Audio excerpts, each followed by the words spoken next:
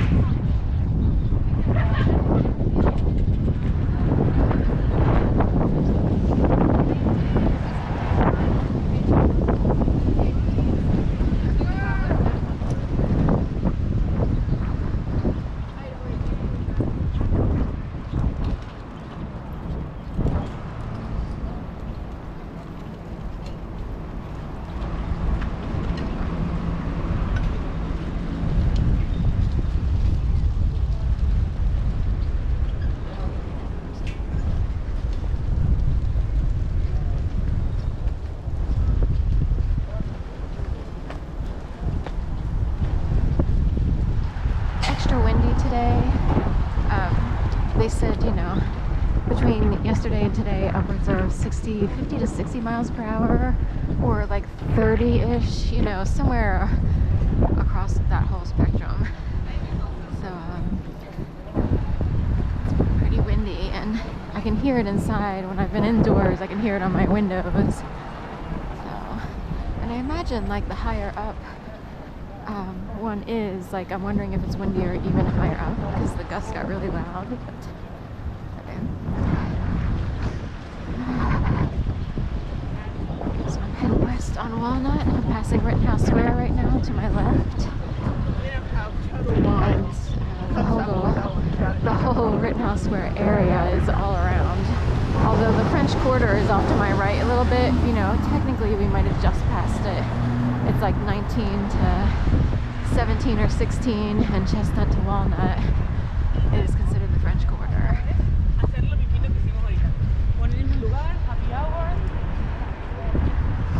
Birds out here. I almost brought out bird seed.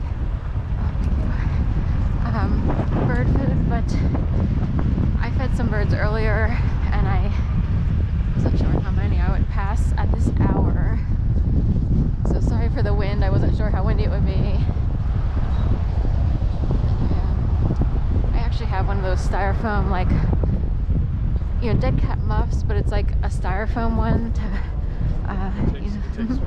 break out the wind, if you will, reduce the sound of the wind. But in a way, I can just call it a wind walk, and you can tell that it's actually windy, other than visually, you know.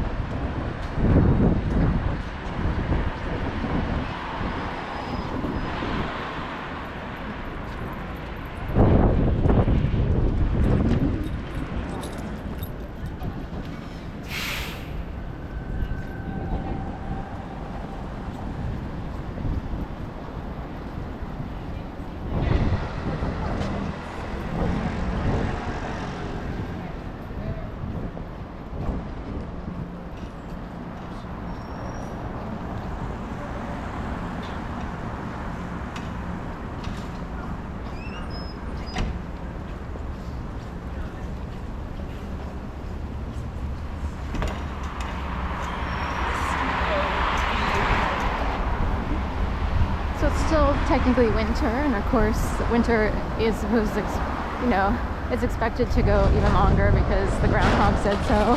Phil, Puxatawny Phil, or whatever, which is like Philadelphia Phil. But anyway, so we're just on the cusp of like the sun trying to begin to set. And in the city, you know, sometimes it can get darker earlier just because it sets behind the buildings. I was going to come out a little later to really get the sunset, but I didn't want to be out here that late for some reason.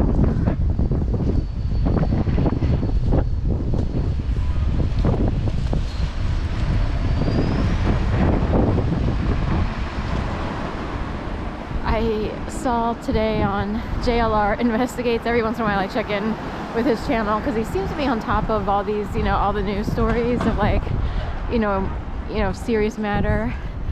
And he reported on the shooter from the parade. It was kind of downplayed in regular news, like it was 2 women were shot, one in the thigh, one in the calf, up by the art museum. It would have been between like Whole Foods-ish area, Pennsylvania Avenue, Ben Franklin Parkway, 22nd, 23. The women went to a medic at 23rd, and they said Spring Garden, but it's basically Pennsylvania Avenue where it meets Spring Garden. Spring Garden is confusing because it goes down, like all of a sudden it kind of slants downward, and it's like, wait, where's Spring Garden again? In relation to 23rd, but there's like a dentist office on the corner everywhere. It's, you know, it's that really crazy intersection where, you know, there's 5 different lanes and you're trying to figure out which way to go if you're a pedestrian.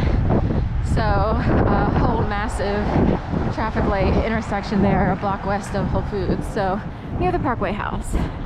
So anyway, the guy's name, some guy, last name Ramos, they had a picture of him. I did notice that his left eye looked a little bit like wider, or I would almost say cyborgish controlled. Like, you know, I sometimes wonder, you know, what happens to people, and if he's heavily controlled as a person, wouldn't even know that.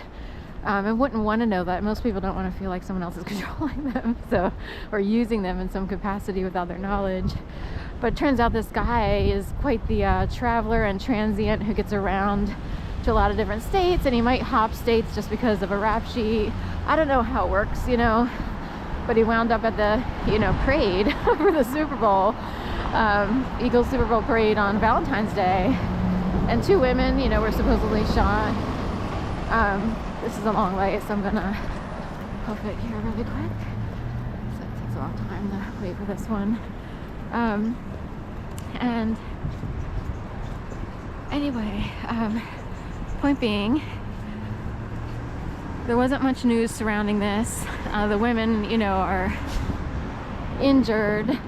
One report said critically, so I don't know, I'm guessing they're, you know, bandaged up and on the mend now. But